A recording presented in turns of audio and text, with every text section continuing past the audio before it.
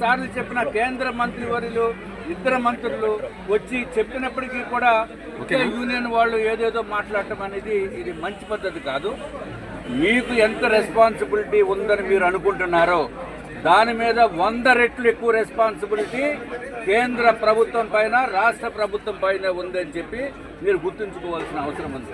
ఏదో మేము ఇన్ని రోజులు నిరాహార దీక్ష చేసాము, లేకపోతే ఇన్ని రోజులు సమ్మె చేసాము, దాని వల్లనే వచ్చింది, అటువంటి మాటలు మంచి పద్ధతి కాదు.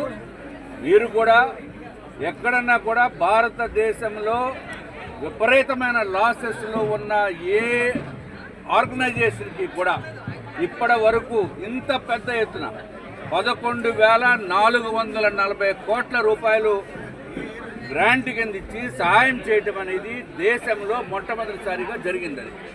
దానికి కారణము రకరకాల కారణాలు. భారతీయ జనతా పార్టీ, తెలుగుదేశం పార్టీ, అట్లాగే పవన్ కళ్యాణ్ గారు, కూటమి పార్టీ కూడా కేంద్ర ప్రభుత్వానికి నివేదించిన తర్వాత అక్కడ కేంద్రంలోని ఇక్కడ రాష్ట్రంలోని డబుల్ ఇంజిన్ సర్కారు ఉన్న మలాన ఈరోజు మనం స్టీల్ ప్లాంట్ని రక్షించుకోగలిగిన పరిస్థితి వచ్చింది.